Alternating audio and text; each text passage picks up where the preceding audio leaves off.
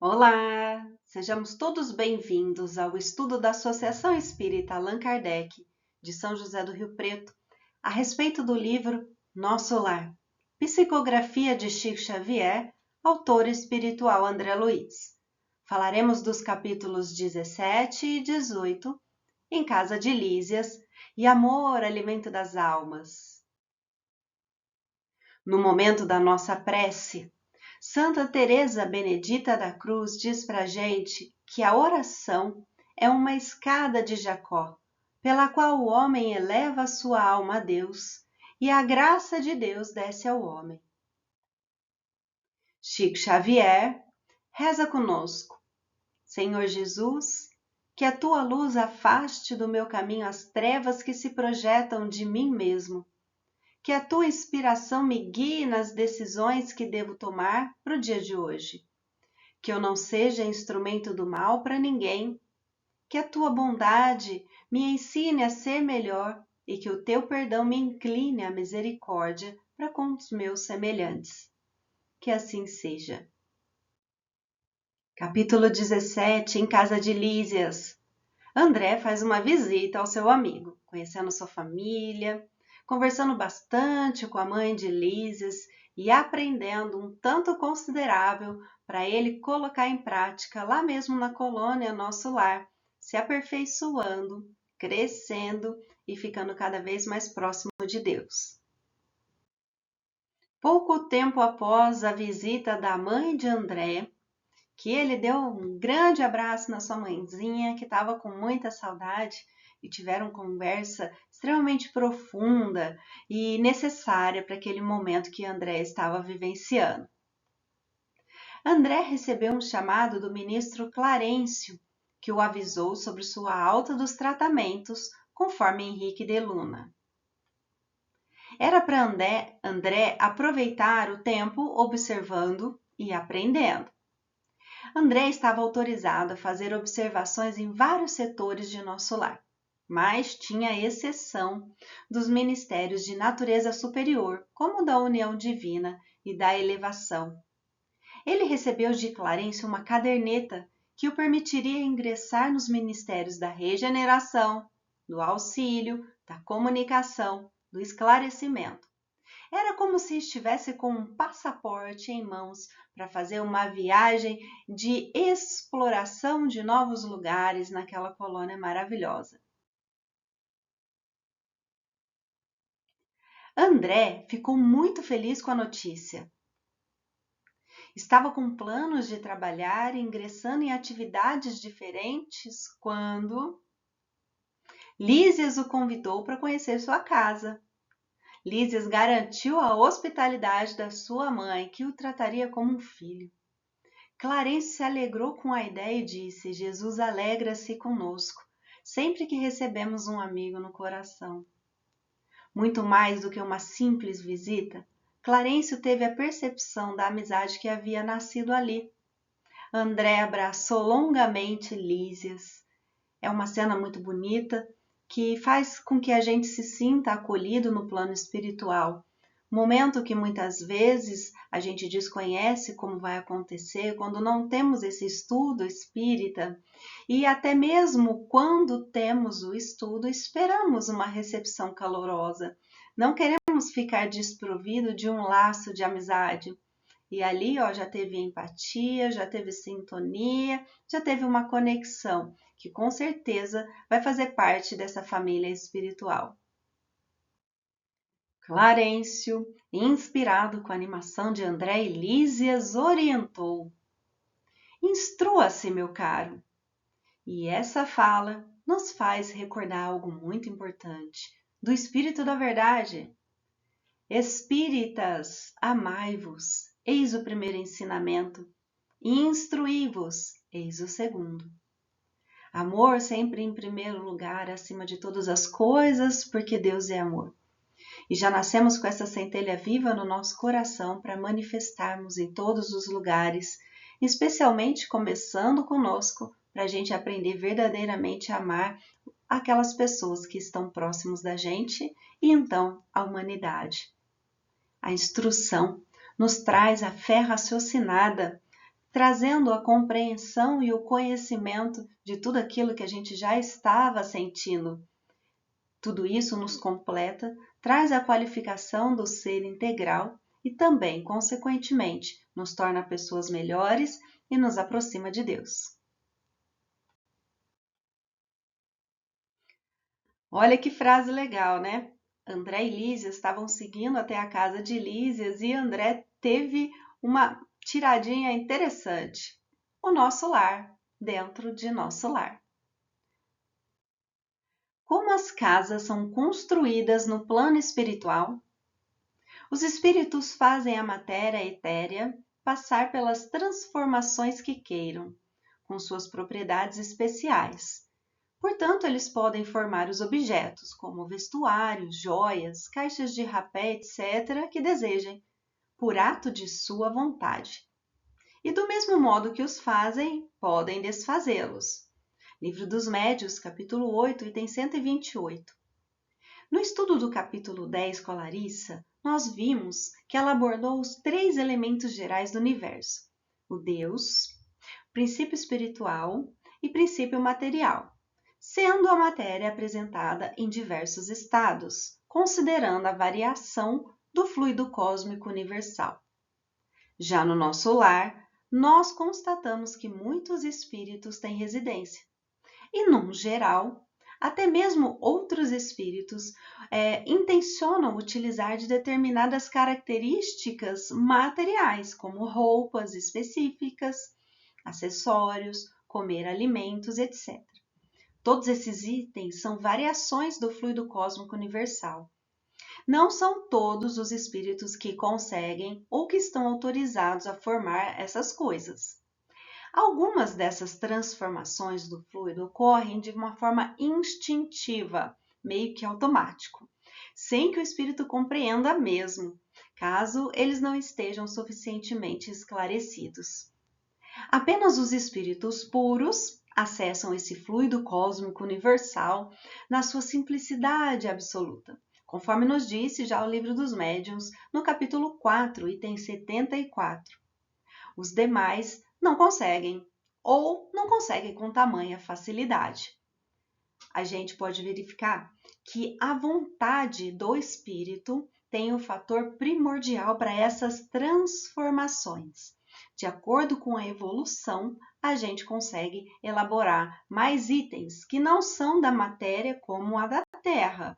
É essa matéria etérea do plano espiritual. O pensamento é força criadora. A vontade é força propulsora. Por elas que os espíritos formam o que desejam, se capazes e se autorizados. O espírito desencarnado vive em um plano com a matéria equivalente à sua condição. É nessa matéria, que é diferente da nossa, que ele atua. Por exemplo, um espírito, aqui diante da nossa matéria, no plano terrestre, ele consegue atravessar as nossas paredes, porque ele é mais sutil do que a nossa matéria. Já no plano em que ele habita, ele não consegue atravessar as paredes desse plano, porque a matéria é condizente à sua condição. E lá tem essa variação imensa, como nós também temos aqui no nosso plano terrestre. Assim, os espíritos agem sobre os fluidos espirituais com o pensamento e com a vontade. Pelo pensamento, imprimem a tais fluidos esta ou aquela direção. Aglomeram, combinam ou dispersam. Eles podem fazer uma variação imensa de atividade com o fluido universal, na matéria equivalente ao plano que eles se encontram. Lembrando mais uma vez que os espíritos super mega ultra evoluídos, eles conseguem atuar em todos os planos com uma facilidade muito grande. Eles combinam esses fluidos segundo determinadas leis. Isso é muito importante. Não há nada que escapa das leis divinas. Não há nada que é feito sem a autorização de Deus. Não há nada que Deus não tenha o controle. essas variações, essas mudanças que nós fazemos, elas são dentro das leis divinas. Ah, mas algum espírito pode fazer alguma coisa ruim em algum momento? Dependendo do caso, até pode. Só que nós também fazemos muitas coisas ruins aqui na Terra. Estamos deteriorando em muitos pontos o nosso planeta.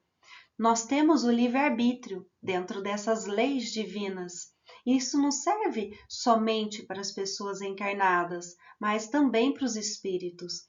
Cada um é responsável por aquilo que cria, por aquilo que mantém, por aquilo que reforma, por aquilo que constrói. Livro A Gênese, capítulo 14, item 14.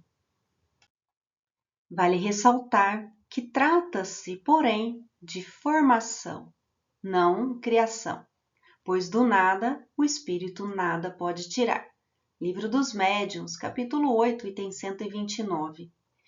Nós verificamos que, de acordo com a autorização de Deus para as nossas realizações, dentro das leis universais que vêm de Deus, nós podemos fazer algumas transformações no fluido universal. Inclusive, esses espíritos podem criar as suas cidades através da vontade e do poder do pensamento. Essas cidades, casas, palácios, jardins são invisíveis aos nossos olhos, mas para eles é uma realidade presente. Na casa de Lísias, ele tinha falado de André para sua mãe, que o recebeu muito bem, oferecendo-se como uma irmã com funções maternais. Uma alegria ser recebido por alguém nesse calibre, tanto aqui na Terra quanto no plano espiritual. Ela, humilde, recusou-se a receber os agradecimentos, afinal o fazia de coração. Ela deve ter percebido a alegria do André ser recebido de uma forma tão calorosa, que para minimizar as questões da vaidade ou um excesso de gratidão, ela deu uma segurada nessa conversa. E o André, muito esperto, desejou bênçãos para todos eles. Que o Senhor traduza o meu agradecimento a todos em renovadas bênçãos de alegria e de paz. Uma forma linda e sublime da gente ser grato, colocando Deus em todas as coisas, dedicando a Ele e devolvendo as bênçãos àquelas pessoas, àqueles lugares que nos receberam tão bem.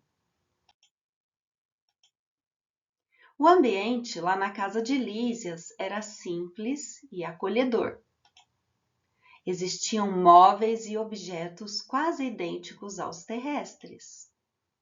A família de Lísias, quando encarnada, viveu em antiga cidade do estado do Rio de Janeiro. A mãe dele se chama Laura. As irmãs Yolanda e Judite. Lísias, diante de uma harpa que havia no ambiente, como vê, depois do sepulcro, não encontrou ainda os anjos harpistas, mas aí temos uma harpa esperando por nós. Foi o que Lísias disse para André, já desmistificando um céu de anjos com descanso eterno. Se existia uma possibilidade de ser tocada a harpa, é porque eles poderiam aprender a tocá-la, representando a lei do trabalho também através desses anjos harpistas. Eram aqueles trabalhando para levar um som para as outras pessoas que ali se encontravam. Olha que fantástico, numa frase tão pequena, tantas informações importantes de trabalho, de cooperação, do estudo para a gente aumentar o conhecimento, da união entre eles, por exemplo, o anjo tocando para que todos ouvissem. E se eram anjos, eram mais elevados. Imaginem a condição dessa melodia. Lísias ressaltou que queria se recordar dos harpistas que lá existem. Disse que para que eles sejam ouvidos é preciso criar audição espiritual, o que também levará ao aprendizado das coisas divinas. Como são anjos tocando músicas celestes, precisamos ter o nosso ouvido mais apurado, através da apuração, da elevação do nosso espírito. Nos apurando, capazes de ouvir essas melodias sublimes, automaticamente já estamos aprendendo essas questões divinas, porque nos tornamos pessoas melhores, deixamos o nosso espírito mais sensível para as verdades eternas, mais sensíveis para os toques de Deus, através dos seus mensageiros, inclusive da música. O que o Livro dos Espíritos nos fala sobre espíritos ouvirem música? Questão 249. Os espíritos percebem sons, inclusive aqueles imperceptíveis para os nossos sentidos limitados. Questão 249A. Todas as percepções são atributos do espírito e fazem parte de seu ser. Quando revestido de um corpo material, elas só lhe chegam por meio dos órgãos, porém, no estado de espírito livre, não estão mais localizadas. Enfim, o espírito pode ouvir sons, sim, assim como nós ouvimos aqui, eles escutam lá, mas de uma forma diferente da nossa. A gente faz uso dos recursos do nosso corpo, que é material. Lá, eles conseguem ouvir, enxergar, ter as percepções com o próprio espírito. A música é celeste, de natureza divina e de tal beleza que encanta a alma e a eleva acima de sua condição. Aristóteles, do site Pensador. Olha, uma boa música faz transformação no nosso ser. Acalma, traz inspiração, renova as energias, mas também acelera, né? Também traz condições negativas, dependendo da sintonia musical. Só que aqui estamos falando das de natureza divina, aquelas que nos elevam. São capazes até de transformar a natureza, motivar o crescimento das plantas de uma forma muito bonita. Na questão 250 do Livro dos Espíritos diz assim: especialmente os espíritos elevados veem e ouvem o que querem. Já os imperfeitos muitas vezes ouvem e veem contra sua vontade, o que pode ser útil ao seu aperfeiçoamento. Por exemplo, o espírito mais endurecido não quer ouvir um conselho bom de um guia, mas naquele instante ele precisa ouvir. Não adianta ele tapar os ouvidos, ele vai ouvir, porque a audição lá não é material igual aos nossos, né? A audição lá envolve todos os espíritos. E voltando só mais um ponto na questão das melodias, aquelas que tocam lá no plano espiritual são muito mais sublimes e elevadas do que as nossas. Mesmo a mais elevada das nossas, lá é muito mais próximo de Deus. Questão 251. A música tem para os espíritos encantos infinitos, em razão de suas qualidades sensitivas muito desenvolvidas. O que se refere à música celeste é tudo quanto a imaginação espiritual pode conceber de mais belo e suave. O que dissemos agora há pouco. Senhora Laura continuou: temos em nosso lar, no que concerne à literatura, uma enorme vantagem. É que os escritores de má fé, os que estimam o veneno psicológico, são conduzidos imediatamente para as zonas obscuras do umbral.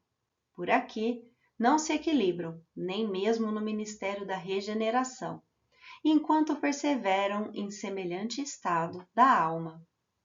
Como as músicas são mais elevadas, os livros igualmente devem acompanhar, porque os espíritos lá no nosso lar, eles estão em recuperação, eles precisam de coisas, de situações, informações, aprendizados que os façam se tornar melhores.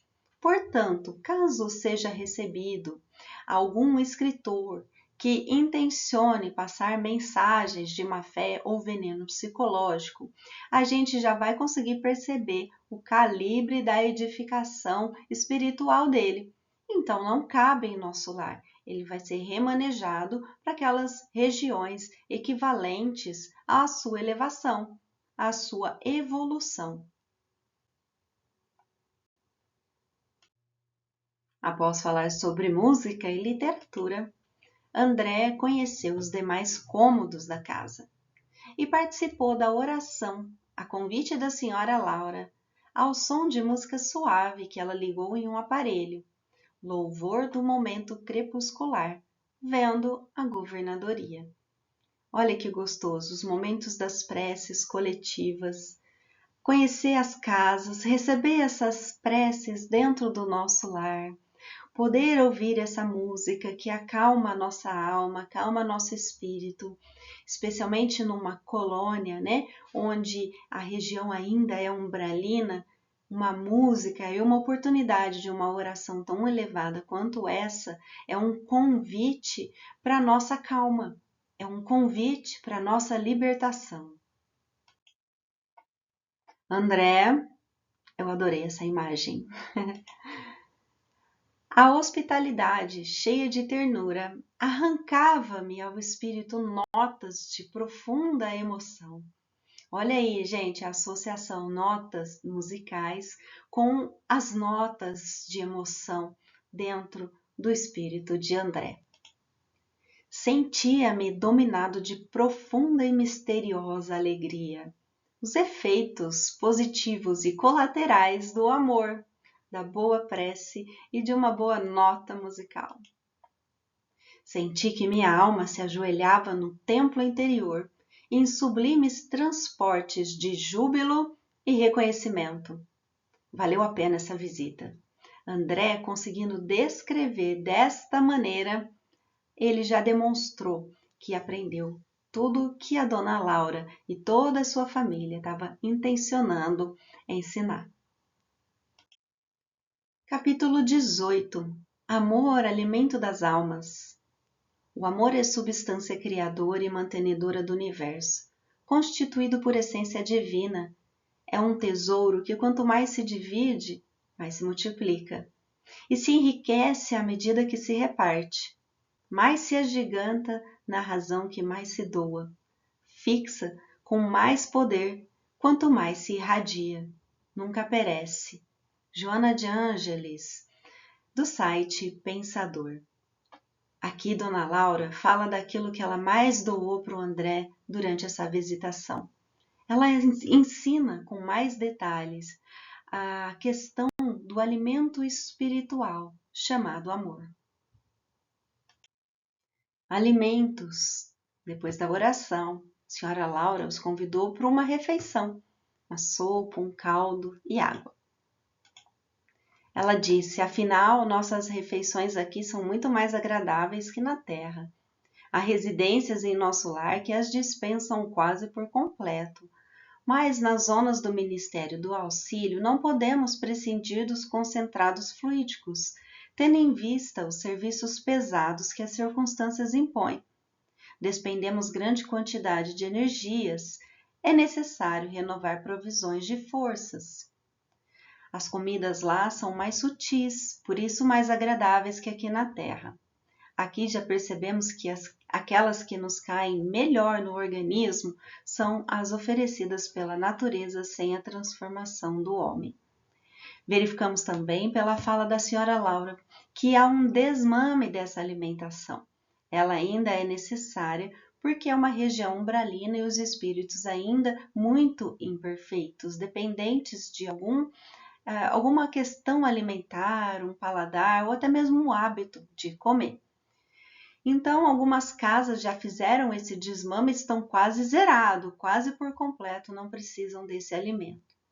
Exceto um departamento lá, né, o Ministério do Auxílio, onde os trabalhos são mais pesados, mais intensos, e os trabalhadores despendem de mais energia, consequentemente também aqueles que chegam são mais necessitados.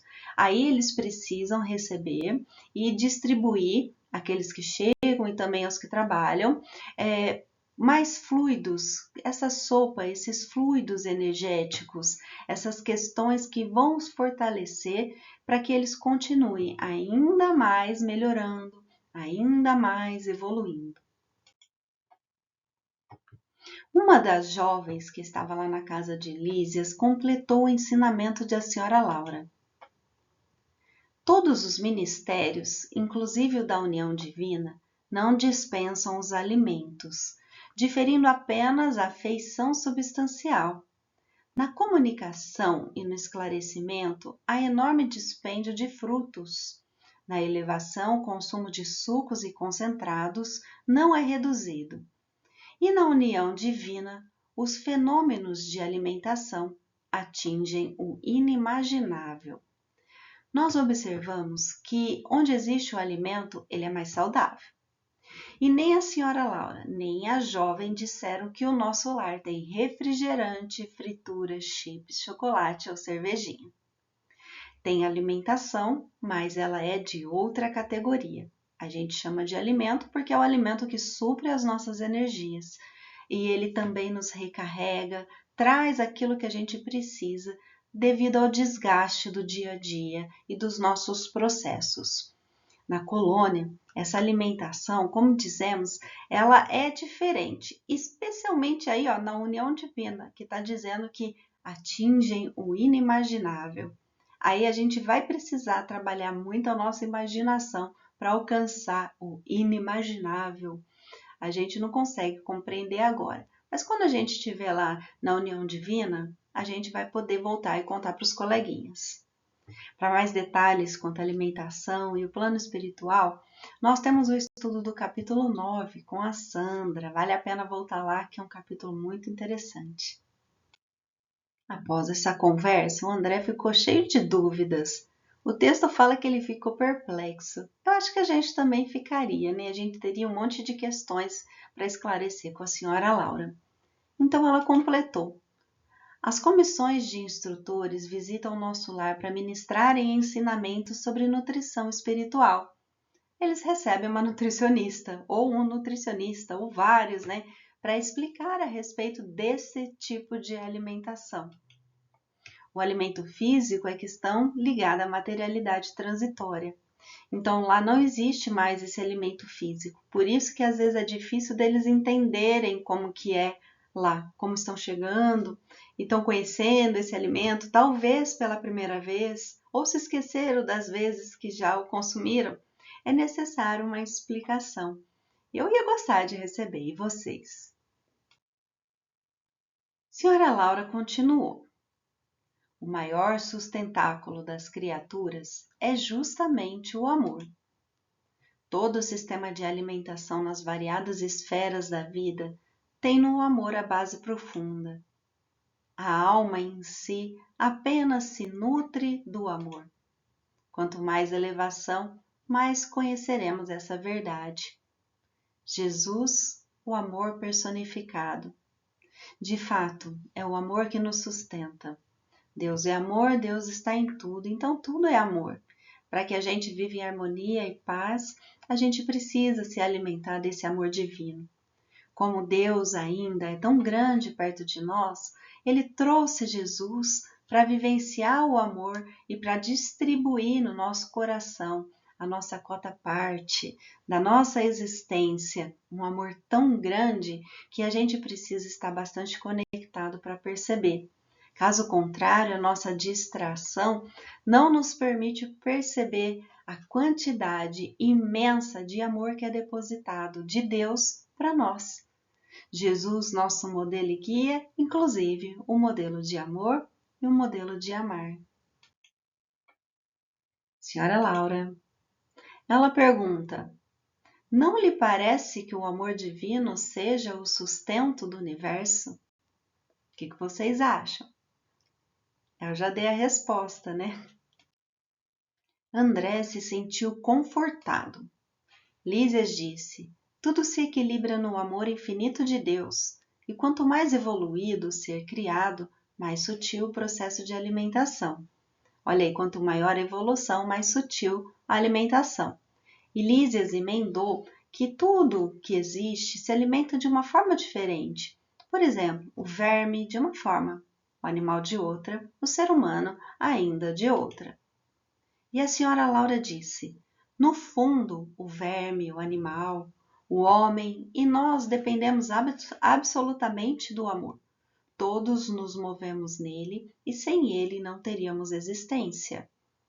Nos movemos no amor porque somos fruto do amor de Deus. Ele ama a criação, ele ama a criatura. Foi em nome desse amor do nosso Pai que nós de fato existimos e nos mantemos nessa existência completa de todo o universo.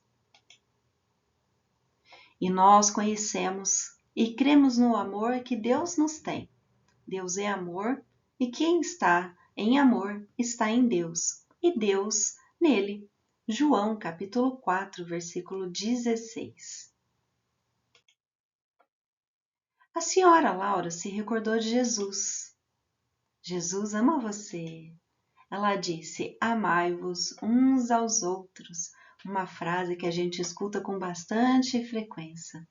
De fato, o amor é o alimento das almas. Jesus reforçava ele o tempo todo e inclusive disse que o amor resume todos os mandamentos que Moisés trouxe em 2. Amar a Deus, amar ao próximo, amar a nós mesmos. Que a gente realize essa forma de amar de uma forma completa na nossa condição encarnada e na nossa condição desencarnada também. Ela disse: reencarnados na Terra, experimentamos grandes limitações. Voltando para cá, no plano espiritual, entretanto, reconhecemos que toda a estabilidade da alegria é problema da alimentação puramente espiritual. Ou seja, nos dá estabilidade e alegria, tudo aquilo que a gente busca o tempo todo. Se a nossa alimentação é sublime, a gente vai ter um equilíbrio no organismo muito melhor. A gente vai conseguir se reestruturar, vai ter uma vida muito mais saudável. E nesse caso, o alimento espiritual não envolve só as questões que os espíritos estavam ingerindo ou nós, seres humanos. Nós também temos o alimento espiritual e o alimento do amor, que nós deglutimos através das boas músicas, os bons vídeos, os bons filmes, as boas séries, as boas leituras e assim por diante. Qual o alimento espiritual que estabiliza a alegria? A palavra de Deus manifestada através do amor que nos foi apresentado de forma sublime por Jesus Cristo. Todos comeram do mesmo alimento espiritual e beberam da mesma bebida espiritual, pois bebiam da rocha espiritual que os acompanhava, e essa rocha era Cristo. Apóstolo Paulo, primeira carta aos Coríntios, capítulo 10, versículos 3 a 4. Esse slide reforça as informações do slide anterior. A gente se alimenta vivamente, espiritualmente, da palavra de Deus, nessas músicas, na nossa vida, no nosso dia a dia, no nosso relacionamento com as outras pessoas e em tudo que a gente consome. Precisamos também dedicar um tempo para sentir esse alimento espiritual. Caso contrário, da mesma forma que ele vem, ele se perde. Para que ele se mantenha, a gente precisa criar o hábito desse tipo de refeição. Afinal, o amor é paciente, é bondoso, não arde em ciúmes, não se orgulha, não é soberbo, não se porta com indecência, não busca os próprios interesses, não se irrita, não suspeita mal, não se alegra com a injustiça, mas se alegra com a verdade. Tudo tolera, tudo crê, tudo espera, tudo suporta. O amor nunca falha. Primeira carta aos Coríntios, capítulo 13, versículos 4 a 8, Apóstolo Paulo. Se a gente queria mais detalhes sobre o amor, ele conseguiu nos trazer várias características e formas de amar. Gatilho de memória. Ouvindo falar de amor, André fez uma associação. Ele se recordou das teorias do sexo e a senhora Laura pareceu ler seus pensamentos respondendo que o fenômeno não é simplesmente sexual. O sexo é uma manifestação sagrada desse amor universal e divino, mas é apenas uma expressão isolada do potencial infinito. Através das relações sexuais, nós manifestamos, sim, esse amor divino que habita cada indivíduo, ser humano, que tem a centelha viva de Deus no coração.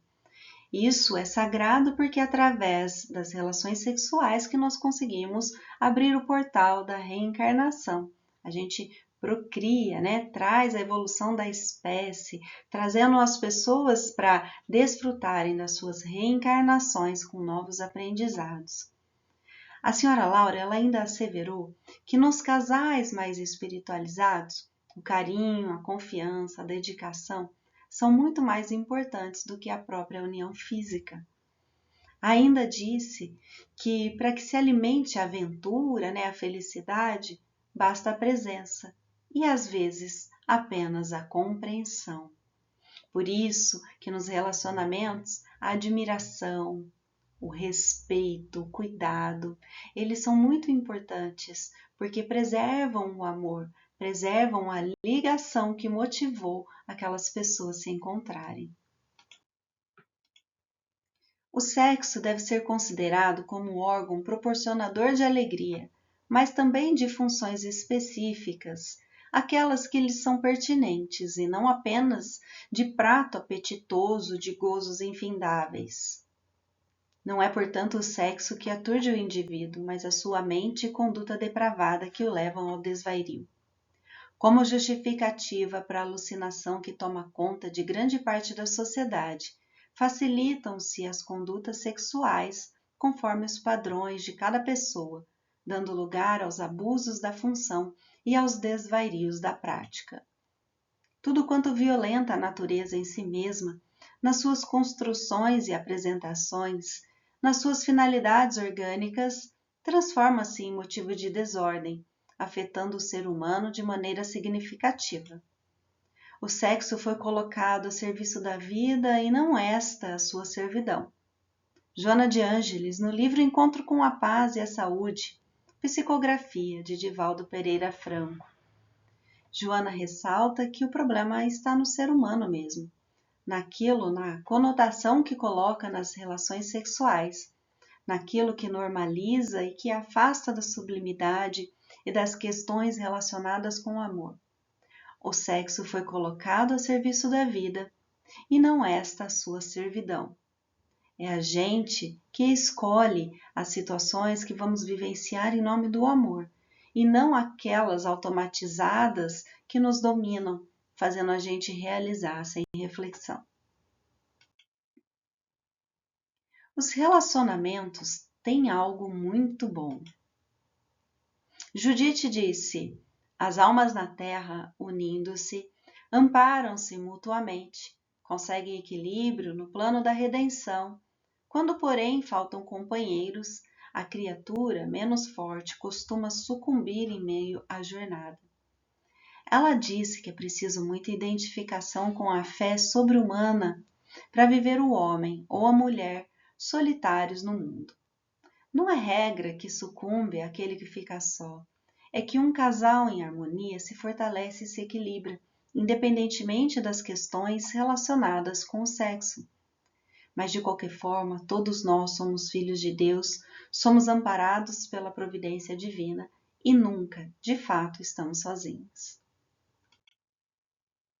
Lísias, nem só de pão viverá o homem. E a frase completa é essa: mas de toda palavra que vem de Deus. O pão do Pai Nosso é o pão do corpo, o pão do Espírito. A palavra de Deus e o amor são os alimentos da alma. A conversa foi interrompida pela campainha. Eram Polidoro e Estácio, do Ministério do Esclarecimento, que foram buscar Lísias. Senhora Laura ficou com André, argumentando que ele não atrapalharia, mesmo porque ela teria que ficar com a neta convalescente, aquela que estava precisando de ajuda. E nas cenas dos próximos capítulos a gente verá informação sobre ela. Nossa despedida é com a reflexão da senhora Laura. Vão em busca do alimento que nos referimos. Os laços afetivos aqui são mais belos e mais fortes. O amor, meu amigo, é o pão divino das almas, o alimento sublime dos corações. É a nossa tarefa de casa para refletir nas orientações da senhora Laura. Armandinho, alguém disse para ele: essencial à vida de todos os seres vivos começa com a letra A. Como você conseguiu errar essa? É óbvio que é a água. O que você colocou na prova? Amor. Amor é muito importante, filho, mas o essencial à vida dos seres vivos é mesmo a água. Precisa dos dois. Com o amor, a gente vive. Com a água, só sobrevive. Onde o amor está, é o nosso lar. Nossos pés podem até deixá-lo, mas não os nossos corações. Olivier Holmes, do Pensador. Poesia tirada do Instagram, de Yan Jian. As flores têm sua estação, as pessoas têm seu tempo. É preciso se esforçar, mas não se apressar. Flores exuberantes e frutos maduros, tudo requer um processo. O tempo se aprofunda, assim como os rios e as montanhas se alargam ao longe. Que haja sinceridade no amor, profundo afeto no cotidiano e firme propósito rumo ao distante. Para a caneta que fala de nós, o papel é pequeno, mas o sentimento é sem fim. Yan Jian. Muito obrigada, queridos amigos, e até a próxima.